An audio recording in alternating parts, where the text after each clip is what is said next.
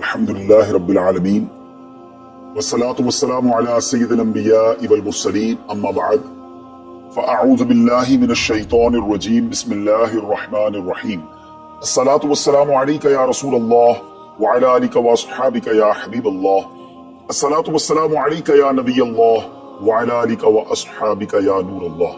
मीठे मीठे इस्लामी भाइयों, दुरूद पाक पढ़ने के बेशुमार फज़ाइल व बरक़ात हैं। मुस्तफ़ा जान रहमत शम्अ बज़्म हिदायत सल्लल्लाहु तआला अलैहि वसल्लम का फरमाने आलिशान है कि जो कोई शख्स मुझ पर एक बार दुरूद पाक पढ़ता है, अल्लाह ताला उस पर 10 रहमतें नाजिल फरमाता है, उसके 10 गुनाहों को मिटा देता है और उसके 10 दर्जात को बुलंद फरमाता है। तो सुभान अल्लाह, एक दुरूद पाक पर इतनी बरकतें हैं, तो जो कसरत से दुरूद पाक पढ़ते हैं उनको कितनी बरकतें नसीब होती होंगी। तो हम सबको मिलकर कसरत के साथ दुरूद पाक पढ़ने हैं। आइए मिलकर मोहब्बत के साथ बावाज़ बुलंद दुरूद पाक पढ़ लें। सल्लु अलल हबीब सल्लल्लाहु तआला अला मुहम्मद सल्लल्लाहु अलैहि वसल्लम। मीठे मीठे इस्लामी भाइयों, आज जो हमारा बयान का मौजू है कि रमजान का इस्तकबाल कैसे किया जाए, रमजान की प्रिपरेशन कैसे की जाए। देखिए, हमारे घर पे जब कोई मेहमान आता है, हम उसकी तैयारी करते हैं, उसके लिए हम एक अच्छी यूं समझिए कि प्रिपरेशन करते हैं, और जैसा मेहमान वैसी तैयारी। जिसके लिए दिल में ज्यादा मोहब्बत होती है उसके लिए हम ज्यादा तैयारी करते हैं। तो अब जरा आप सोचिए कि ऐसा मेहमान जो हमारी मगफिरत करवाने आ रहा है, ऐसा मेहमान जो हमें बख्शवाने आ रहा है, तो फिर हमें उसके लिए कितनी कोशिश करनी चाहिए। तो आज यहाँ पर जो हम हाजिर हुए हैं, अल्लाह करे कि हम रमजान का सही मानों में इस्तकबाल करने में कामयाब हो जाएं। रमजान अल्लाह का एहसान है। रमजान की अहमियत को समझने के लिए यही काफी है कि प्यारे आका अलैहिस्सलाम फरमाते हैं कि अगर मेरी उम्मत को मालूम होता कि रमजान क्या है तो वो तमन्ना करते कि सारा साल ही रमजान हो। सुभान अल्लाह। मौला अली शेर खुदा करमल्लाहु तआला वजहुल करीम का ये कौल कितना निराला है। आप फरमाते अगर अल्लाह तबारक व तआला को इस उम्मत को अजाब देना होता तो इस उम्मत को रमजान और सूरह इखलास अता ना फरमाता। इसका मतलब क्या हुआ कि ये बख्शवाने, अजाब से बचाने के लिए आ रहा है, रहमतें बरसाने के लिए आ रहा है। कारोबारी लोग भी मुझे सुन रहे होंगे, जिस इलाके में, जिस स्टोर पर कोई डिस्काउंट होता है, कोई स्कीम होती है, फायदा होता है, हम उधर पहुंच जाते हैं। रमजान एक ऐसी स्कीम है, रमजान एक ऐसा बेनिफिट देता है कि अहदीस में ये मजमून है कि फर्ज का सवाब 70 गुना कर दिया जाता है, नफल का सवाब फर्ज के बराबर कर दिया जाता है, शैतान को बंद कर दिया जाता है, जहन्नम को ताले लगा दी जाते हैं, जन्नत के दर खोल दिए जाते हैं। रोजादार के मुंह से जो स्मेल आती है, जो बू आती है, बाज़ औक़ात हम कहते हैं यार पेस्ट नहीं कर सके पूरा दिन, मुंह से स्मेल आ रही है। सुनिए, ये स्मेल जो है ये अल्लाह के नजदीक मुश्क की खुशबू से भी ज्यादा बेहतर है। जरा आप गौर तो कीजिए, हर सजदे पर 1500 नेकियां दी जाती हैं, हर सजदे पर सुर्ख याकूत का जन्नत में एक महल बना दिया जाता है। इतनी नेकियां, फिर वो कितना बदनसीब है जो रमजान में भी इबादत ना करे, रमजान में भी अल्लाह को राजी करने में कामयाब ना हो। रोजाना इफ्तार के वक्त 10 लाख गुनाहगार बख्श दिए जाएं, और जनाब हर जुम्मे को जब रमजान में जुम्मा आए तो हर लम्हे 10 लाख गुनाहगार बख्शे जाएं, तो करोड़ों अरबों लोगों की बख्शिश गोया रमजान में होनी है। तो फिर हमें उसकी कैसी तैयारी करनी चाहिए, कितना सवाब कमाने के बारे में सोचना चाहिए। लेकिन यहाँ एक और बड़ी इंपॉर्टेंट बात है, एक तो रमजान में नेकियां करनी है, दूसरा बड़ा काम ये करना है कि हमें रमजान में गुनाहों से बचना है। क्योंकि आदतें तो साथ ही लगी हुई है ना, शैतान बंद है लेकिन हमारी अपनी आदतें, जिसकी रोज हराम देखने की आदत है, हराम सुनने की आदत है, हराम बोलने की आदत है। ऐसा तो नहीं होगा ना चांद आते ही सारे स्विच ऑफ हो जाएंगे, वो आदतें साथ ही चल रही होती हैं। गौर कीजिए कि रमजान में जो गुनाह करता है ना, इसका अजाब भी बढ़ जाता है, इसकी पनिशमेंट भी बढ़ जाती है। ये ऐसे ही है कि कोई मस्जिद के अंदर आके गुनाह करे, आप कहेंगे ना यार खुदा का खौफ करो, मस्जिद में ऐसा काम कर रहे हो। कोई मक्के शरीफ हरम में अंदर जाकर गुनाह करे तो कितना शदीद हो जाएगा वो। तो रमजान जब इतना मुकद्दस महीना है, इसमें गुनाह करना, इसकी पनिशमेंट भी ज्यादा है। एक बार मौला अली शेर खुदा करमल्लाहु तआला वजहुल करीम ने एक कब्र वाले का हाल देखा, और देखा उस कब्र वाले पर अजाब हो रहा है, और वो चिल्लाने लगा, अर्ज करने लगा, ए अली मेरी मदद फरमाइए, अल्लाह की बारगाह में सिफारिश कीजिए। मौला अली शेर खुदा ने हाथ उठाए, क्या मौला इसे बख्श दे। इरशाद हुआ, ए अली इसकी सिफारिश न करें। अर्ज की, मौला वजह क्या है। इरशाद फरमाए, रमजान के रोजे तो रखता था मगर रात गुनाहों से बाज नहीं आता। रोजे रख कर गुनाह करने वाले को इतना अजाब, तो जो रोजे ही ना रखे, ऐसे भी लोग हैं जो रमजान में रोजे नहीं रखते। प्लीज इसको इजी ना लें। हमें नहीं मालूम, पता नहीं اگلا رمضان پھر نصیب ہوگا کہ نہیں. پچھلے رمضان میں کتنے لوگ تھے جو ہمارے ساتھ تھے, اس رمضان میں نہیں. اور اللہ پہلے تو ہم یہ دعا کرتے ہیں اللہ ہمیں یہ رمضان بھی عطا کر دے. زندگی کا کیا بھروسہ, دنیا کی جو کیفیتیں آپ کے سامنے ہیں کبھی بھی جا سکتے ہیں. تو پھر اس رمضان کو تو سمجھ لیں بس ایک موقع بنا دے, لائف چینجنگ ایکسپیرینس بنا دے. بس اس میں عبادت کرنی ہے, اس میں خوب سجدے کرنے, اس میں روزے رکھنے, اس میں تراویح پڑھنی ہے, اس میں گناہ نہیں کرنے. اور آئیے میں آپ کو بتاتا ہوں کہ نبی پاک صلی اللہ تعالی علیہ وسلم رمضان کیسے گزارتے تھے. ایک مسلمان کے لیے اس سے بہترین رول ماڈل کیا ہوگا کہ رمضان میرے آقا کیسے گزارتے. تو مختلف احادیث کا جو سمری ہے وہ یہ ہے کہ نبی پاک علیہ السلام عبادت میں کمر بستہ ہو جاتے, بستر پر کم تشریف لاتے. بی عائشہ فرماتی ہے کہ نبی پاک کے چہرے کا رنگ بدل جاتا تھا, متغیر ہو جاتا. کیوں؟ نبی پاک پر خوف خدا طاری ہوتا. آپ گر گڑاتے, آپ رات بھر التجائیں کرتے. میرے آقا رو رو کر دعاؤں میں رمضان گزارے, چہرے کا رنگ بدل جائے. یہاں کچھ لوگ تو وہ ہیں کہ جن کا وزن ہی بڑھ جاتا ہے رمضان میں. اتنا کھانا کھانا ہے, سحری میں زیادہ کھانا ہے کہ سارا دن بھوکا رہنا ہے, افطار میں اس لیے زیادہ کھانا ہے کہ پورا دن بھوکا رہے تھے, پھر رات کو 2-3 بار مزید کھانا ہے کیونکہ کل روزہ رکھنا ہے. رمضان فوڈ فیسٹیول نہیں ہے, رمضان عبادت کے لیے آیا ہے. لوگ تیاری کر رہے ہوں گے بھی رمضان کی, وہ کیا کر رہے ہوں گے کہ افطار میں کیا پکانا ہے, سحری میں کیا پکانا ہے, کون سا آئٹم شارٹ ہے.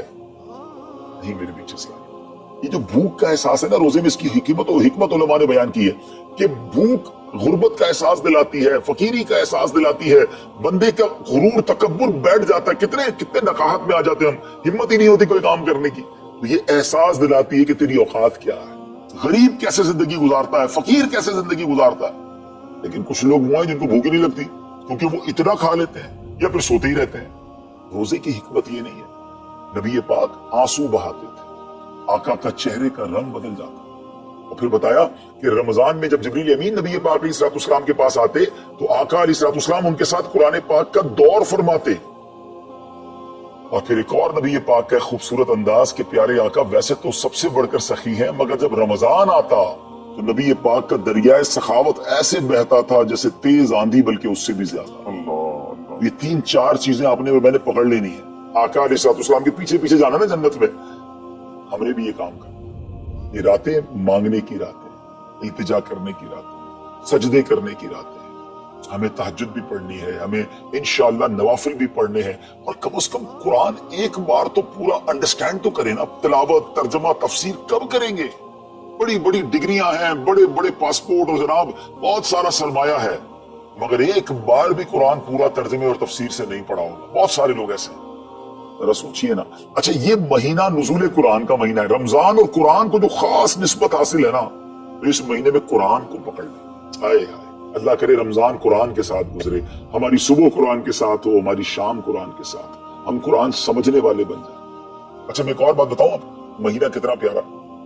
صرف اس مہینے میں قرآن نازل نہیں ہوا, باقی بھی جو 3 آسمانی کتابیں ہیں نا, زبور, انجیل, توریت, یہ بھی رمضان میں ہی نازل ہوئی ہیں. اللہ کریم نے ان تمام مبارک کتابوں کو نازل کرنے کے لیے رمضان کا مہینہ منتخب فرمایا. اتنا مبارک مہینہ ہے, تو ہمیں خوب اس میں تلاوت قرآن کرنی. اور اب دعوت اسلامی نے کتنا آسان کر دیا, تفسیر قرآن عطا فرما دی, صراط الجنان آسان اردو میں, اور پھر جناب اس کو اپلیکیشن پر بھی دے دیا, اس کے PDF بھی جاری کر دیے, ڈاؤن لوڈ کر لیں موبائل میں. اب تو آڈیو تفسیر قرآن بھی آپ کو دے دی. اگر پھر بھی سنیں نہ, پڑھیں نہ, قرآن سے دور رہیں تو یہ ٹھیک نہیں ہے. پلیز اس رمضان کو قرآن کے ساتھ گزاریں. اور پھر جو نبی پاک کا جو سخاوت والا انداز ہے نا, صدقہ و خیرات کرنا, ہر سائل کو عطا فرماتا, تو یہ بھی ہمارا ایٹیٹیوڈ ہونا چاہیے کہ خوب دل کھول کر خرچ کریں. سب سے پہلے اپنی پوری زکوٰۃ ادا کریں. یہ اتنی بڑی اب بدقسمتی ہوتی جا رہی ہے, ایسا فیل ہوتا ہے دنیا بھر کے تاجران اور لوگوں سے جب ہم ملتے ہیں کہ جس طرح رمضان کے علاوہ بہت تھوڑی تعداد میں مسلمان نماز پڑھتے ہیں نا 5 ٹائم, ایسا لگتا ہے اب زکوٰۃ بھی بہت کم لوگ ہی دیتے ہیں, پوری زکوٰۃ نہیں دیتے, اندازے سے نکال دی, کیلکولیشن کرتے نہیں ہیں. اور یہ بھی فیلنگز آتی ہیں کہ زکوٰۃ جتنی بڑھتی جاتی ہے نا, ہزاروں میں جس کی زکوٰۃ ہے وہ دے دیتا ہے, لاکھوں والا بھی شاید دے دیتا ہے, لیکن جب زکوٰۃ ہی کروڑوں میں پہنچ جاتی ہے نا, تو پھر یہ دل پر بھار پڑنا لگ جاتا ہے, ڈفیکلٹ لگنا شروع ہو جاتی ہے. بندہ یہ کیوں نہیں سوچتا کہ اگر اللہ پاک نے مجھ پر لاکھوں میں زکوٰۃ ہے, اللہ نے کروڑوں دیے تو لاکھوں میں زکوٰۃ ہے. اگر کروڑوں میں زکوٰۃ ہے تو اربوں ہے تو کروڑوں میں زکوٰۃ ہے نا. زکوٰۃ کتنی ہے؟ जरूरियात जिंदगी की तमाम चीजों से फारिग होने के बाद जो माल तिजारत, सोना चांदी, कैश या प्राइस बॉन्ड, ये जो उसकी तफसीलात हैं, उस पर 2.5% है। मैं एक और लॉजिक से आपको बात समझाऊं, अगर उस लॉजिक से समझे तो ज़कात तो 1-1.5% बनती है। वो कैसे? हम सबके घर निकल गए, उस पर ज़कात नहीं है। हमारी गाड़ियां निकल गई, उस पर ज़कात नहीं है। जिनकी फैक्ट्रियां हैं वो फैक्ट्रियां भी माइनस कर दी गई, जिनकी दुकानें हैं वो दुकानें भी माइनस हो गई। अच्छा जनाब, उसके अलावा अगर किराए पे कुछ प्रॉपर्टी दी हुई है, उस पर ज़कात नहीं है। अगर इन सब पर ज़कात होती, यानी जो कुछ मेरे पास है उन सब पर होती, तो कितनी ज्यादा हो जाती। और इतनी सारी चीजें निकल गई, तो फिर तो अगर टोटल पद लगाए तो 1-1.5% ही बनता है। अब जब सब कुछ निकालने के बाद थोड़े से माल पर 2.5% है, और भी साल में एक बार है, इसको भारी ना समझे। ये बर्बादी है जो ज़कात नहीं देते। याद रखिएगा, हदीस पाक का मजमून है कि ये माल का मैल है, जिस माल से मिल जाए उस माल को भी बर्बाद कर देते हैं। बर्बादियां आती हैं, बेसुकूनियां आती हैं, बीमारियां आती हैं, और आगे जो दे देता है सुभान अल्लाह, उसके बारे में हदीस पाक में आता है कि अपनी ज़कात देकर अपने मालों को मजबूत कलओं में कैद कर लो, अपने माल को सिक्योर करें। तो लोग कहते हैं इंश्योरेंस होनी चाहिए, आग ना लग जाए, चोरी ना हो जाए, डूब ना जाए। अल्लाह के हबीब अलैहिस्सलाम फरमाते हैं, जिसका मजमून है कि जब बंदा अल्लाह की राह में खर्च करता है ना, तो वो सदका बंदे के हाथ से निकलकर अल्लाह के दस्ते कुदरत में चला जाता है, और अल्लाह करीम तुम्हारे सदकों को पालता है जिस तरह तुम अपने जानवर के बच्चों को पालते हो। बच्चा होता है ना जानवर का, बड़ा हो जाता है। फरमाया बंदा खजूर का सदका देगा, अल्लाह पहाड़ जितना अता फरमाए, उस दिन भी मिलेगा और मल्टीप्लाई होकर मिलेगा। अच्छा, जो इधर खर्च किया, इधर क्या मिलेगा? इधर भी नबी पाक अलैहिस्सलाम फरमाते हैं, जिसका मजमून है, मैं कसम खाकर कहता हूं, यानी नबी पाक तो जो फरमाए हक है। इस हदीस में तो आका अलैहिस्सलाम कसम उठा रहे हैं कि मैं कसम खाकर कहता हूं कि अल्लाह की राह में खर्च करने से माल कम नहीं होता, ना इधर कम होना है और उधर भी मिलना है। तो फिर तो सौदा आप कितना नफे वाला है। और ये आप चेक कर ले, पूरी दुनिया में जहां मुझे सुना जा रहा है कि जो लोग पूरी ज़कात देते हैं ना, उनका माल मल्टीप्लाई होता है, अगले साल ज्यादा ज़कात दे रहे होते हैं। ज्यादा ज़कात कैसे हो गई? क्योंकि माल भी बढ़ गया।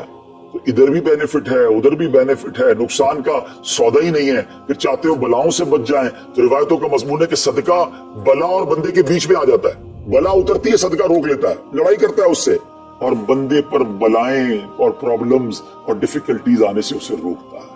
अगर चाहते हैं कि बुराइयों के दरवाजे बंद रहें, चाहते हैं कि बुरी मौत से बचें, चाहते हैं कि रिस्क में इजाफा हो, चाहते हैं कि बलाओं से बचें, इधर भी माल में इजाफा हो, उधर भी खजाने मिले, अल्लाह की राह में दिल खोल कर खर्च करें। और ये महीना, it's the right month for generosity.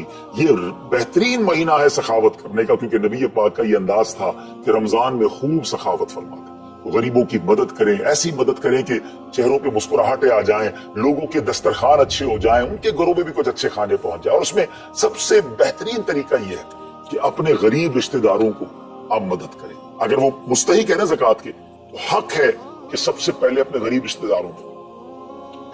अल्लाह करीम अपनी बारगाह में हम सबका जमा होना कबूल फरमाए और दिल खोल कर खर्च करना नसीब फरमाए, और इस रमजान को हमारी मगफिरत का जरिया बना दे। इस रमजान को नबी पाक अलैहिस्सलाम के नक्शे कदम के मुताबिक चलकर गुजारने की तौफीक अता फरमाए। सल्लु अलल हबीब सल्लल्लाहु तआला अला मुहम्मद सल्लल्लाहु अलैहि वसल्लम। हमारी ये वीडियो पसंद आई हो और अगर आपको इस वीडियो से कुछ इल्म हासिल हुआ हो, तो नीचे दिए गए सब्सक्राइब बटन को दबा के बराए मेहरबानी इस पोस्ट को शेयर जरूर कर दें। शुक्रिया।